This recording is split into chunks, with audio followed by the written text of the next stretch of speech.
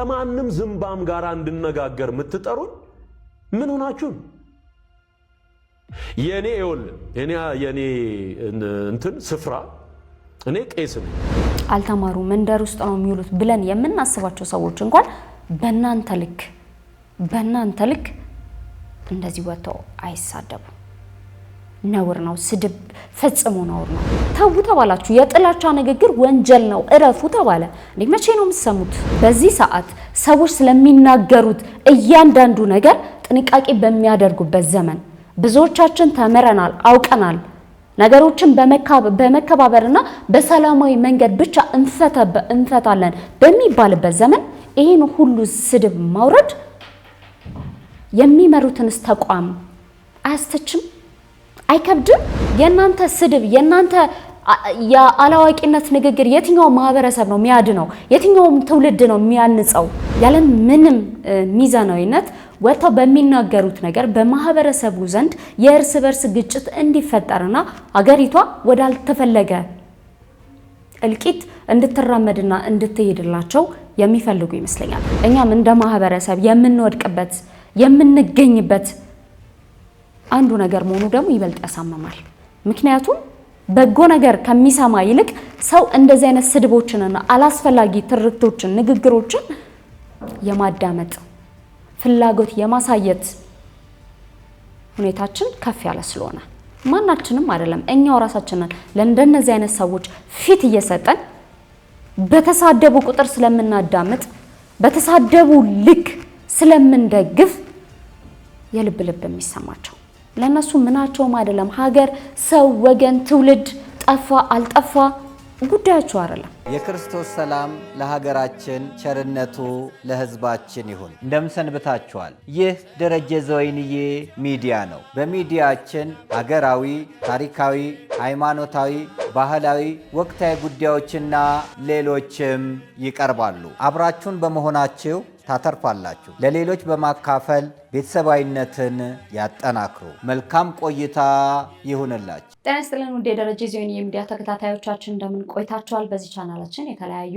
አዳዲስና መነጋገሪያ የሆኑ ጉዳዮችን ወደ እናንተ እንደምናደርስ ይታወቃል። ታዲያ እንግዲህ ከሰሞኑን በርካታ መነጋገሪያ የሆኑ ነገሮች የተፈጠሩ ነው የሚገኙት። በተለይም እንግዲህ ዘማሪት የፕሮቴስታንት እምነት ተከታይ የሆነችው ሶፊያ ሽባባው ከረጅም እንግዲህ ለወራቶች ያህል ዝም ብላ ነበር። በአሁኑ ሰዓት ደግሞ ሀሳብ ሰጥታለች። የሰጠችው ሀሳብ ምንድን ነው? እንዲሁም ደግሞ በፔጇ ላይ በራሷ የግል የፌስቡክ ፔጇ ላይ ፖስት የተደረጉ ከቅዳሴ ጋር ተያይዞ የተነሳቻቸውን ፎቶዎች ፖስት አድርጋለች። ይህንን ተከትሎ እኔ ሶፊያ ሽባባው ወደ ኦርቶዶክስ ተዋህዶ ቤተክርስቲያን የማልመለስባቸው 10 ምክንያቶች ወይም 10 ነጥቦች በማለት አስቀምጣለች ተብሎ የተለያየ ሶሻል ሚዲያ ላይ ሲዘዋወር ነበር። ነገር ግን ይህ ነገር ውሸት ነው፣ እኔ አላልኩም፣ ሲጀመርም ከኢትዮጵያ ኦርቶዶክስ ቤተክርስቲያን ወጥቻለሁ ብዬም ተናግሬ አላውቅም የሚል አወዛጋቢ እና ኮንፊውዥን የሚፈጥር ነገር አስተላልፋለች። ዝርዝር ጉዳዩ ምንድነው የሚለውን የምንመለከተው ይሆናል። ከዛ ባለፈ እንግዲህ ከሰሞኑ ደግሞ ሌላው መነጋገሪያ የሆነ ጉዳይ የነ ፓስተር ትዝታው ጉዳይ ነው። እንግዲህ እነ ፓስተር ትዝታው ሲያነሷቸው የነበሩ ጥያቄዎች አሉ። ምናልባትም ከወራቶች በፊት ከመምህር ሲሳይ ጋር በመሆን ወደ እናንተ እያደረስንላችሁን ፕሮግራም ነበረ። ታቦት ጋር ተያይዞ ከቅዱሳት ስርዓት ጋር ተያይዞ ሲደረጉ የነበሩ አላስፈላጊ ነገሮች ነበሩ ይመስለኛል። አንዳንድ ጊዜ ዝምታችንን በጣም ያናድዳቸው ይመስለኛል። ምክንያቱም እነሱ የሚፈልጉት ጥቃቅን ነገሮችን እያነሱ ያለ እውቀት፣ ያለ ምክንያት፣ ያለ ምንም ሚዛናዊነት ወጥተው በሚናገሩት ነገር በማህበረሰቡ ዘንድ የእርስ በርስ ግጭት እንዲፈጠርና አገሪቷ ወዳልተፈለገ እልቂት እንድትራመድና እንድትሄድላቸው የሚፈልጉ ይመስለኛል። ምክንያቱም ልክ ነገሩ በረደ ስንል የወደ አጀንዳ ይዘው ይመጣሉ። ኑ ቁጭ ብለን እንነጋገር፣ በእውቀት እናውራ፣ በእውቀት እንከራከር፣ ዴቪት እናድርግ ተብለው ሲለመኑ ደግሞ ወጥተው ይሳደባሉ። እንደ አንድ መጽሐፍ ቅዱስን በየዕለት በዕለት እንደ ስራው ለያዘ ሰው ለረጅም ጊዜ በስርዓተ ቤተክርስቲያን ለቆየ ሰው ይህ ንግግር ይመጥናል? ይህ ሁሉ ውርጅብኝ የወረደበት እንግዲህ ዘማርያም ዘለቀ የተባለ መምህር ነው። ይህ መምህር ከቀናቶች በፊት ያላችሁን ጥያቄዎች ይዛችሁ ነው እንግዲህ ፓስተር ዮናታን አክሊሉና ትዝታው ሳሙኤል አንድ የፖድካስት ቆይታ ነበራቸው። እዛ የፖድካስት ቆይታቸው ላይ በጣም በሚገርም ሁኔታ በመሳለቅ ስድብ ባዘለ መልኩ ነበር ሀሳባቸውን ሲገልጹ የነበረው። ታዲያ እዛ ሀሳባቸውን ሲገልጹ ከነበሩበት ጉዳዮች መካከል አንዱ የነበረው የታቦት ጉዳይ ነበረ። ግን ስንት ዓመት ተሸከምክ ታቦት? 6 ዓመት የተሸከምከው? በቋሚነት ማለት ቄስ ስትሆንና አንድ ቦታ በተለይ ስትሰራ መሸከም አለ። እኔ እንደውም ማረሳው ቀድሼ አስተምሬ ቄሶች የሆነ ስራ ምናምን ሲኖርባቸው ይሄዳሉ። እንደውም በዚህ አጋጣሚ አንዱን አስቂኝ ነገር ብነግር እየቀደስን አንዳንዴ አሁን እዚህ የተለመደው 5 ቄስ ወይ 10 ቄስ ታያለ አንድ ቦታ ላይ አንድ ደብር እና በዋናነት 2 ቄስና 3 ዲያቆን ነው በሚሽን የሚቀድሱት ማለት ነው። እና አሜሪካ ግን እጥረት ስላለ አንድ ቄስ ለብቻው ሊቀድስ ይችላል። ለብቻው የ2 ሰዓት ቅዳሴ ትንሽ አጠር እናረገውና 30 እናረጋለን። አንዴ እንደውም በማሳጠር ተከስሻለሁ እኔ ቅዳሴ በማሳጠር አሳጠረን እና ያን ሁሉ 2 ሰዓት ለብቻዬ እንዴት ልበል ብዬ ምረት አድርገውልኝ ነው የቀጠልኩት። እና እየቀደስን አንዱ ቄስ ከኔ ጋር እየቀደሰ ኡበር የጀመረ ሰሞን ነው። አልጠራም፣ ኡበር ጠራ።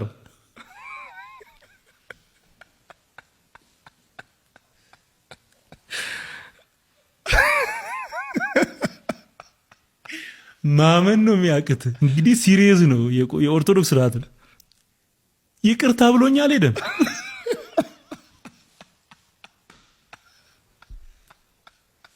ሰውየው ይታወቃል በጣም እና ልብሱን አውልቆ ጠርቷል በልጨርሰው ብሎኝ ሄደ። ያን ሁሉ ቅዳሴ ለብቻዬ። እንዲህ አይነት ገጠመኞችም አሉና 6 ዓመት ተሸክሜያለሁ። ግን ያው ጌታ ረድቶኝ ከምሸከመው አምላክ ወደሚሸከመኝ አምላክ እኔ እስከ ሽበት እስከ ሽምግልና እሸከማለሁ ብሎ በፍቅር ወደ ጠራኝ አምላክ መጥቻለሁ። አሁን ሸክም አይሰማኝም። ሃሌሉያ፣ ክብር ለኢየሱስ ይሁን። እንግዲህ ስለ ታቦት የሰጡት የተዛባ አመለካከት ስለነበር የተዛባ እሳቤ ስለነበረው መምህር ዘማርያም ዘለቀ ግድ የለም ቁጭ ብለን ያልገባችሁ ነገር ካለ እንነጋገር፣ እንከራከርበት፣ እንወያይበትና ትክክለኛውን ሐሳብ ትክክለኛውን መንገድ እንያዝ የሚል ሐሳብ አቀረበ። ትዝታው ሳሙኤልና ዮናታን አክሊሉ የተባሉ ግለሰቦች ደግሞ በቤተክርስቲያናችን የሐዲስ ኪዳን መሰዊያ በሆነ በታቦት ላይ ሲሳለቁ ነበር። ለዚህ ላቀረቡ ስላቅ ምላሽ ካላቸው ገለልተኛ በሆነ ቤት ልክ እንደ ቴዲ አዋሳ ቤት እንድንዋይ ነበር ጥሪ ያቀረብኩት። ቀለሜም ላቀረበው እኔ ፊት የሚቆም የለም በማለቱ እሺ አንተ ባልከው ርዕስ ሆኖ በመጽሐፍ ቅዱስ ቤተክርስቲያናችን በምትቀበላቸው የትኞቹ መጽሐፍቶች ብለን ጥሪ ተቀበልነው። አልመጣም። ትዝታው ሳሙኤልና ዮናታን አክሊሉ ልክ እንደዚህ በሐዲስ ኪዳን መሰዊያ በሆነው በታቦቱ ይደገማል ባሉት ክፉ ድግምት ምክንያት ኑ እንወያይ ያልናቸው እነሱም ይኸው እስከዛ ድረስ ሳይመጡ ቀሩ። ይህ ሐሳብ ከቀረበ በኋላ እነዚህ ሰዎች ለመገኘት ፍቃደኛ አይደሉም። ፍቃደኛ ለመሆን ብቻ ሳይሆን በጣም አናደዳቸው። አንድ ወንጌል አማኝ ነኝ የሚል ሰው እንግዲህ የመጽሐፍ ቅዱስን የሚያስተምር ሰው እንዴት ነው ሐሳቤ ልክ ነው ብሎ የሚያምን ሰው ሰዎች ወደ እሱ ሐሳብ እንዲመጡና እነሱ እንደሚሉት ወደ ድህነት መንገድ እንዲመጣላቸው ያላቸውን እውነት የገባቸውን ዕውቀት ማስተማር ሲገባቸው ለምን ፈሩ? መፍራት ብቻ አይደለም፣ ፍራቻቸውን የሚሸፍኑት ደግሞ ፈጽሞ በአላዋቂነት መንገድ። በዚህ ሰዓት ሰዎች ስለሚናገሩት እያንዳንዱ ነገር ጥንቃቄ በሚያደርጉበት ዘመን ብዙዎቻችን ተምረናል፣ አውቀናል፣ ነገሮችን በመከባበርና በሰላማዊ መንገድ ብቻ እንፈታለን በሚባልበት ዘመን ይህን ሁሉ ስድብ ማውረድ የሚመሩትንስ ተቋም አያስተችም? አይከብድም?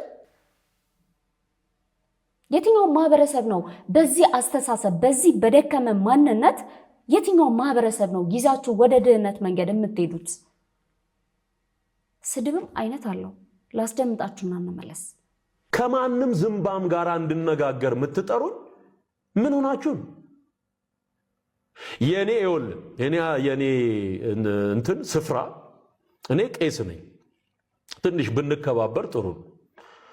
ቄስ ነበርኩኝ፣ ታቦት ተሸካሚ ነበርኩኝ፣ ቀዳሽ ነበርኩኝ፣ አወዳሽ ነበርኩኝ፣ ማህሌት ቋሚ ነበርኩኝ፣ ሰዓታት ቋሚ ነበርኩኝ፣ ኪዳን አድራሽ ነበርኩኝ። እንዲህ አይነት ዕውቀት ካለው ሰው ጋር የሚነጋገረው ይሄንኑ የዕውቀት ሌቭል ያለው ሰው ነው እንጂ ጸበል ቀጂ አይደለም፣ አረቄ ቀጂ አይደለም።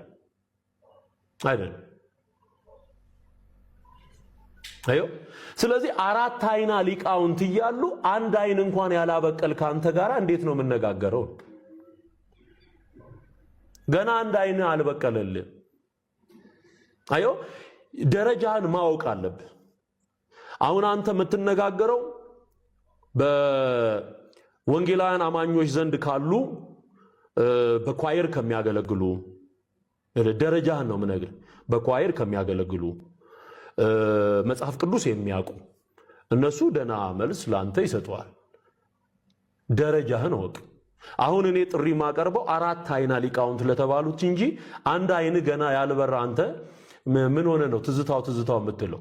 ማሸነፍ ያቃተው ልብ ከመጪ ውጪ ሌላ አማራጭ አይኖረውም። ግን ይህ የምታደርጉት ነገር ማለት መቼ ነው የምትማሩት? መቼ ነው የምትቀየሩት? መቼ ነው የምትሰለጥኑት?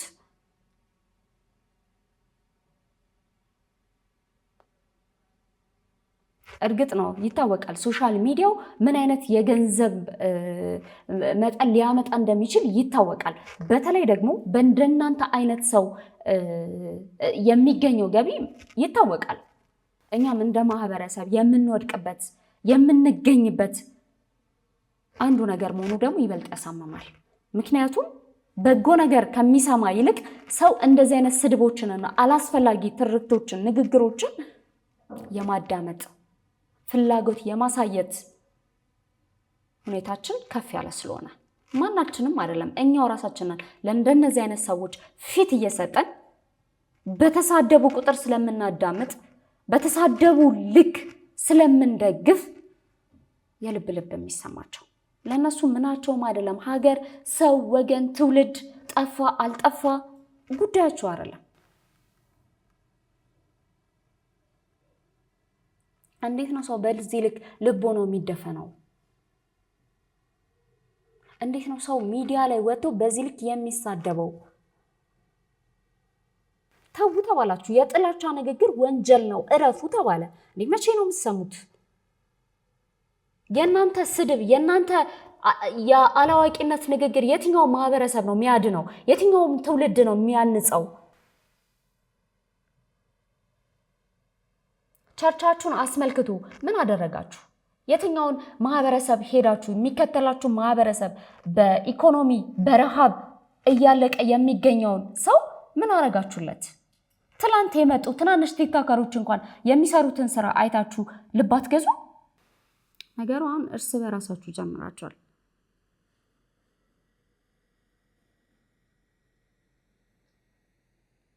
እርስ በራሳችሁ መናከስ ጀምራችኋል። አሁን ሰውን ብላችሁት ሰልችቶናልኛ። እንደዚህ አይነት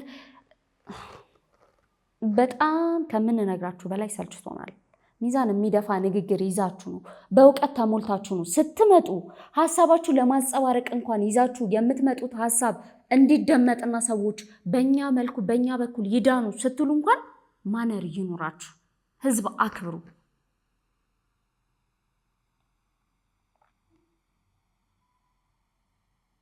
አልተማሩ መንደር ውስጥ ነው የሚውሉት ብለን የምናስባቸው ሰዎች እንኳን በእናንተ ልክ እንደዚህ ወጥተው አይሳደቡ። ነውር ነው። ስድብ ፈጽሞ ነውር ነው። እርግማን ፈጽሞ ነውር ነው። የትኛው ቃል ነው? የትኛው የመጽሐፍ ቅዱስ ቃል ነው ተሳደቡ እርገሙ የሚለው? የሚረግሙንን እንመርቃለን አይደል እንደ የሚለው ቃሉ? የትኛው የመጽሐፍ ቅዱስ ቃል ነው እንደዚህ አይነት ስብዕና እንዲኖራችሁ አድርጎ የሚያንጻችሁ? የትኛውን ነገር ነው ህዝብ ከናንተ የሚማረው? እራሳችሁን ቻሉ። በቃ ሌላ ዓለም የላችሁ፣ ሌላ ስራ የላችሁ?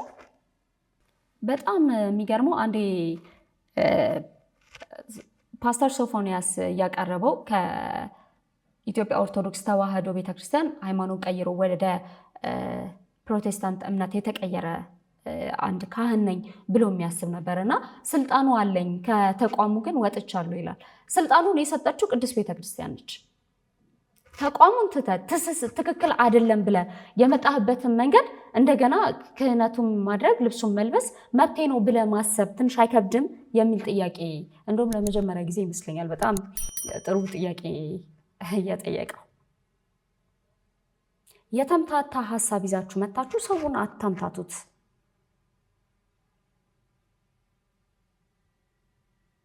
ይታወቃል ለምን እንደዚህ እንደምታደርጉ ማን እዚህ ጉዳይ ላይ ኢንቨስት እንደሚያደርግ ይታወቃል፣ በደንብ ይታወቃል።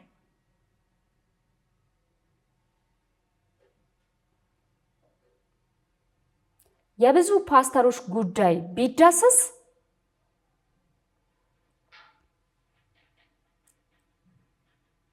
አጀንዳቸው ይታወቃል። በስነ ስርዓት የሚሰብኩ ወንጌልን ለማስተማር ብቻ የሚመጡ መምህራን ተሸፍነዋል። በጣም እንደናንተ አይነቱ ግን ፓስተሮች እየወጡ የሚሳደቡ አንዳንድ ጊዜ ደግሞ በጎ እንዳደረገ ሰው በጎ እንደሰራ ሰው ለማህበረሰቡ ከዘረፏት ከወሰዱበት ኢምንት ነገሯን በማድረግ መኒ ላውንደሪ በሚባል ወንጀል ብዙዎቻችሁ እንደታጠራችሁ የየራሳችሁ ሰዎች ብዙ ምስክሮች አሉ።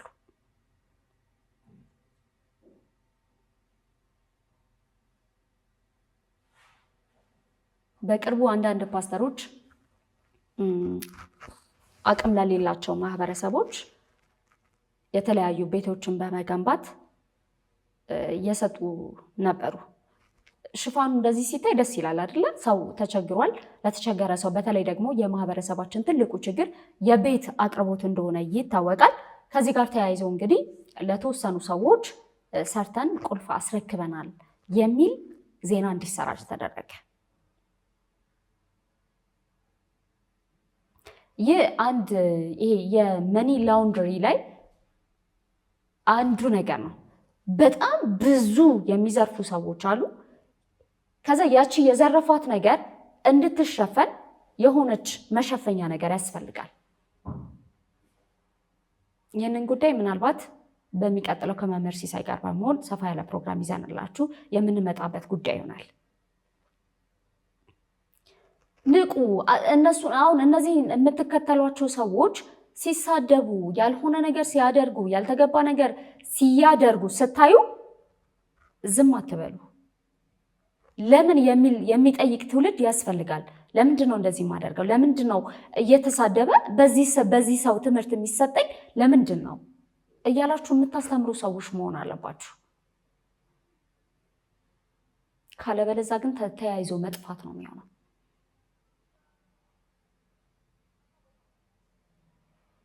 በእውቀት የሚነጋገር በቃ ዓላማችሁ ህዝቡን ወደ ድህነት መንገድ እናምጣ ነው።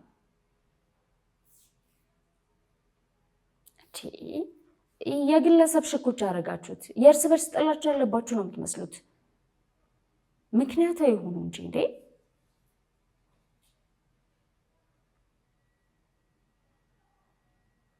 የትዝታው ደግሞ በጣም ነው የሚገርመው። በቃ እንዴት ሰው እያደረ እንዴት ነው እየባሰበት የሚመጣው? ተስፋ ቆርጠንማ አንዳንድ ጊዜ ማለት ተስፋ የቆረጠው ልብ ይመስለኛል። በዚህ ልክ እንዴት ነው ማለት አንዳንዴ ሰዎችን የማንሳደበው የማንናገረው ለራሳችን በምንሰጠው ክብር ልክ ነው። አፋችን በተከፈተ ቁጥር ማንነታችን ስለሚለካ እኛ ዮናታንን ኢሹ አድርገን ማንሳት አንፈልግም።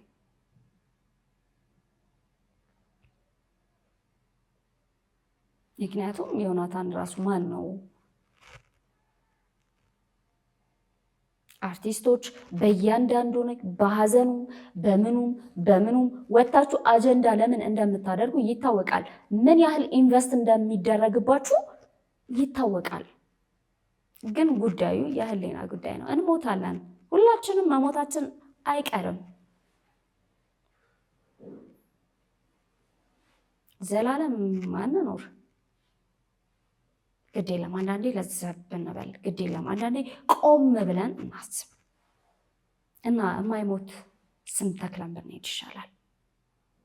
አይተናል። ብዙ የሚያናድዱ ሞቶችን እኮ አይተናል አይደለም?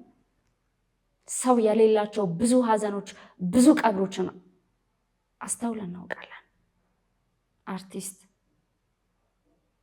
ተጽዕኖ ፈጣሪ ሰው የምንላቸው ሰዎች ያለ ህዝብ ያለ ሰው ብቻቸውን ከሞቱ በኋላ እንኳን ነፍሳቸው እንዳታርፍ በብዙ ዘንዶች ሀዘን ሲነገርባቸው እንደነበር ሰምተን እናውቃለን። የትኛው ህይወት እንደሚያጓጓቸው አናውቅም።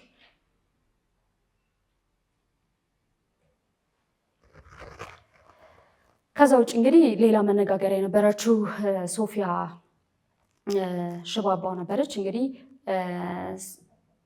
ሶፊያ ሽባባው ፕሮቴስታንት እንደሆነች ይታወቃል። ግን አምና የተቀበለች አይመስለንም። እንግዲህ በየጊዜው ሀሳቦች በተነሱ ቁጥር ተቆርቋሪ በመሆን ብቅ ትላለች። እንግዲህ ምንድነው ሰሞኑን መነጋገሪያ እንድትሆን ያደረጋት ነገር ሶፊያ ሽባባው በእኔ ስም አይደለም እንግዲህ ወደ ኦርቶዶክስ ቤተክርስቲያን እማልመለስባቸው 10 ነጥቦች ብላ አስቀምጣ ነበረ። ነገር ግን የእሷ ሶፊያ የሚለው SOFIA ነው። ሶፊያ ሽባባው ማለት ነው። ሌላኛው ደግሞ የሚለው SOFIYA ነው። ስለዚህ ይሄ ሁለተኛው የነገርኳችሁ አካውንት ፌክ አካውንት ነው፣ የኔ አካውንት አይደለም። ይህ ነገር ደግሞ ፖስት የተደረገው በፌክ አካውንት ነው። እኔ ሲጀመር የኦርቶዶክስ ተዋሕዶ ቤተክርስቲያንን ለቅቄ ወጥቻለሁ ብዬ ተናግሬ አላውቅም። ስለዚህ እንደዚህ አይነት ሀሳብ አንስቼ ለመናገር ምንም ምክንያት የለኝም የሚል ሀሳብ ነው የሰጠችው። ከዛም እንግዲህ ይህንን ነገር አይታችሁ የኔን ጽሁፍ መሰረት አድርጋችሁ የተለያዩ መምህራኖች እዚህ ጉዳይ ላይ ሀሳባቸውን ሲሰጡ ነበር። ነገር ግን የሰጣችሁት ሀሳብ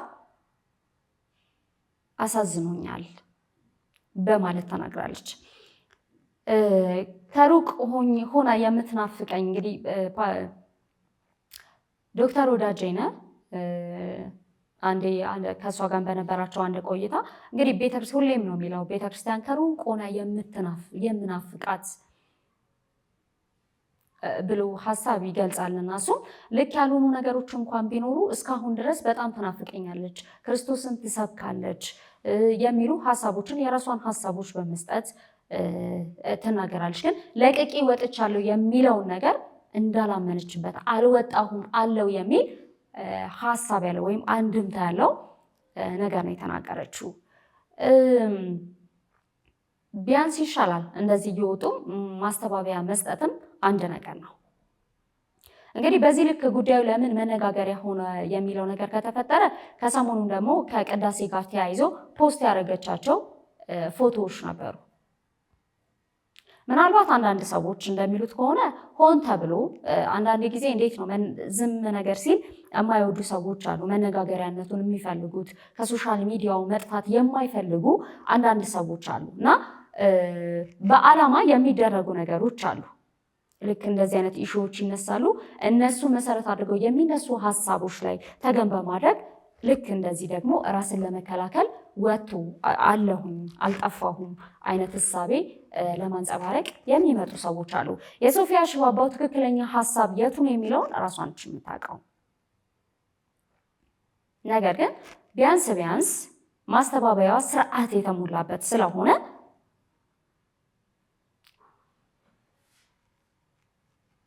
መቀበሉ ላይ ከፋ ይችላል።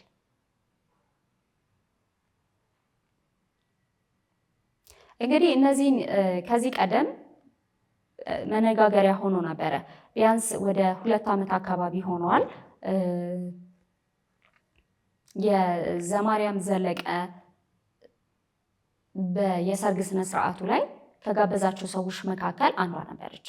እና እሷ በወቅቱ እንግዲህ ሙሉ የስርዓተ ቅዳሴውን ተከታትላ ነበረ፣ አከናውና ነበረ እና በዛም ዕለት የተነሳቻቸው ፎቶዎች በጣም ብዙ ቫይራል ወጥተው ነበረ እና የብዙ ሰዎችንም ትኩረት ስበው ነበረ። ይህንን መሰረት በማድረግ እንግዲህ ዘማርያም ዘለቀ ወደ ኦርቶዶክስ ቤተክርስቲያን እንዲመለሱ ከምፈልጋቸው ሰዎች መካከል አንዷ ሶፊያ ሽባባው ነች፣ ብትመለስ ደስ ይለኛል የሚል ሀሳብ አስተላልፎ ነበረ። ቅርበታቸው ጥሩ የሚባል ጥሩ ጓደኝነት እንዳላቸው ብዙ ሰዎች ይነግሩላቸዋል።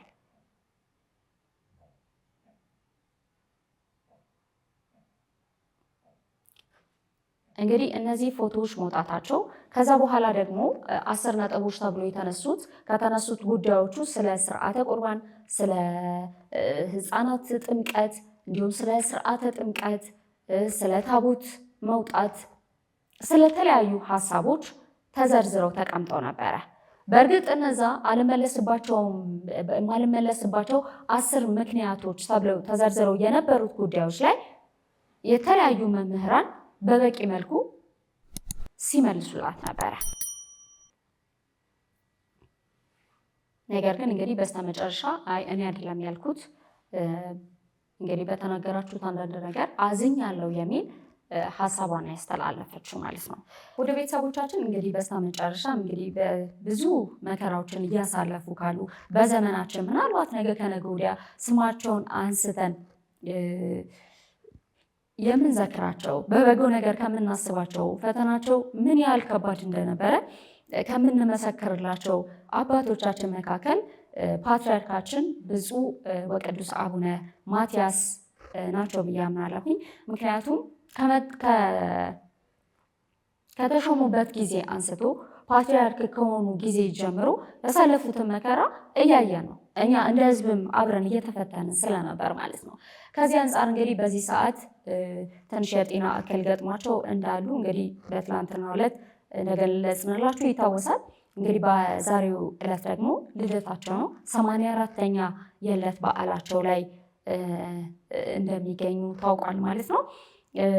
እንኳን ተወለዱ፣ እንኳን ኖሩ፣ እንኳን አወቅኑት፣ እንኳን አባታችን ሆኑ ለማለት እንወዳለን። እግዚአብሔር ደግሞ የመጡበትን ከባድ መንገድ በማየት ተጨማሪ ዕድሜ ይስጦትና የሀገራችንን ልዕልና የምናይበት በጋራ ዘመን እንዲመጣ ደግሞ እንመኛለን ማለት ነው። ስለተከታተላችሁን አመሰግናችኋለን። ትዕግስት አስቻለው አብሬያችሁ ቆይታ አድርጋለሁ። ቀጣይ በሌላ ሀሳብ በሌላ ፕሮግራም እንገናኝ ይሆናል። ቸር እንቆይ። እኛ በትላንትናና በነገ መካከል ያለን ዛሬ ነን። ዛሬ ላይ ሆነን ነገን በበጎ ነገር እንገንባ። ነገ አዲስ ቀን ነው፣ ቀኑም ደግሞ ደስ ይላል። ደረጀ ዘወይንዬ ሚዲያ ኢትዮጵያዊ ማንነት